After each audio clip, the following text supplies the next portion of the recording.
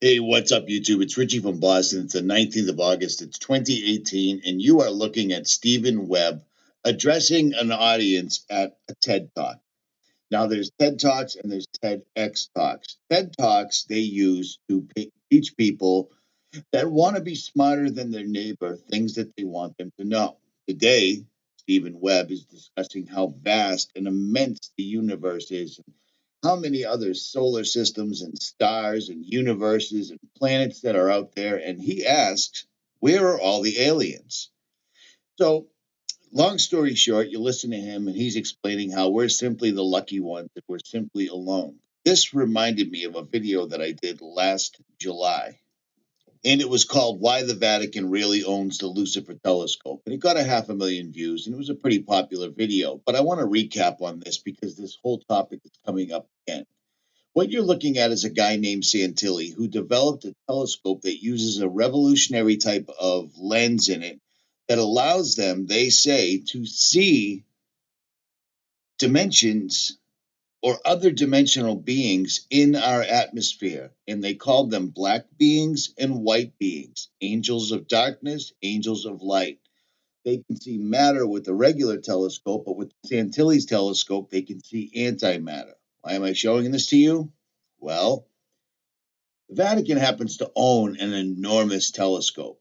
Now, if you look at my dog tags from when I was in the military, it states that I am a Roman Catholic. Well, I was always a Roman Catholic. I'm Italian. I grew up in a Catholic family, for the most part, kind of, somewhat, sort of. But about 6 years ago or 5 years ago, I was born again. So I'm now a Christian. There's a big difference between being a Christian and being a Catholic. Now, those people that are still Catholics that think the Pope is somebody that he isn't, and that think the Vatican is a true, legit place, you might want to pay attention. Tom Horn and Chris Putnam, along with several other people, Steve Quayle, Anthony Alberino, they've all gone into this really deeply. And the Vatican has built an enormous telescope called a Lucifer telescope. For whatever reason, they decided to use the acronym Lucifer. Those of you that know what's really going on shouldn't be all that surprised. I'm not, you're not, no one's surprised. We know what's up. There it is. Blah. The Vatican built this on Mount Graham. Now, for time immemorial, the Native Americans, that people never actually ask how they were here, even though they discovered the New World, but I digress. The Native Americans always considered Mount Graham a spiritual place, a place where the people from the heavens above would come down and interact with the Son of Man once in a while. Well, there you go. The Vatican just builds a telescope, which happens to be an enormous Santilli telescope. So they're not looking into the outer spaces, out past all the UFOs that they claim they see, out past all the star systems, looking for the return of Nibiru. They're looking into the lower heavens using a Santilli scope, and they can see other dimensional beings. Don't let them fool you, because that's exactly what they're trying to do. Don't think I'm correct? Check this out. This is a quote from one of the Vatican astronomers, Father 𝗦𝗵𝗿𝗲𝗋𝗄𝗎. When asked why does the Vatican have an advanced telescope in Arizona with top security clearance, why is the telescope called Lucifer? This is what he said, quote, Christians will not immediately need to renounce their faith in God simply on the basis of the reception of this new unexpected information of a religious character of extraterrestrial civilizations, from extraterrestrial civilizations.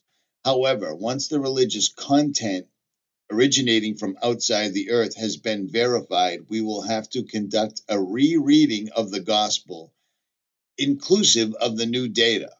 So here it comes. Here it comes. Sounds an awful lot like Matthew 24:24. For there shall arise false Christs, false prophets, and shall show great signs and wonders, insomuch that, if it were possible, they shall deceive the very elect.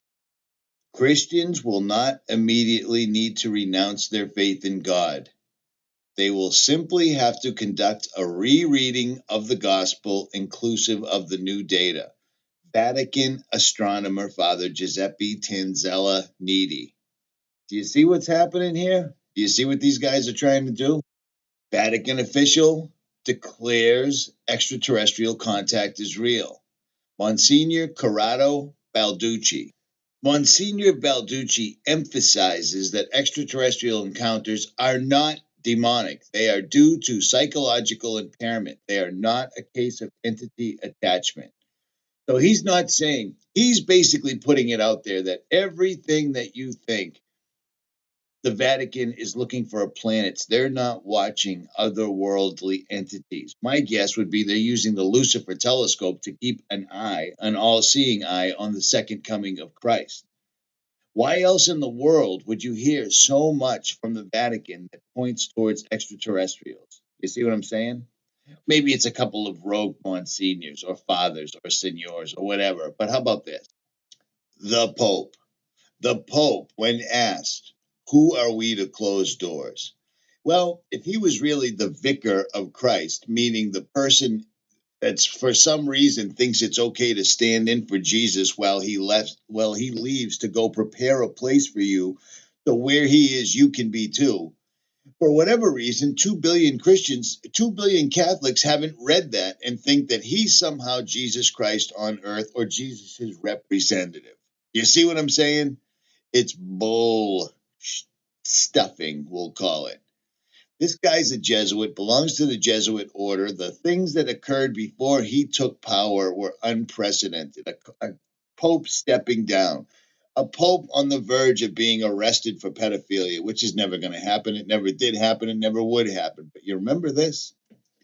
Lightning strikes, not once, but twice. St. Peter's Basilica, one of the holiest churches after Benedict's shock announcement where he stepped down and the Jesuit Pope stepped in. These guys are going to try to fool the very elect if that were possible. There is no vicar of Christ. Christ was here. Christ was risen. Christ was here. Christ was crucified. 3 days later, Christ rose again. Through his blood, we are able to wash away our sins. The vicar of Christ is never mentioned in the Bible. The vicar of Christ is not this guy. Christ doesn't need a representative. He left to prepare a place. When he comes back, it's not going to be all flowers and sunshine. At any rate, if this interests you, there will be links in the description. Crazy little amount of comments right there, 3-6, but I digress. Richie from Boston, links are in the description, and I am out. Today is not the day for church. Keep the Sabbath holy. I'm out.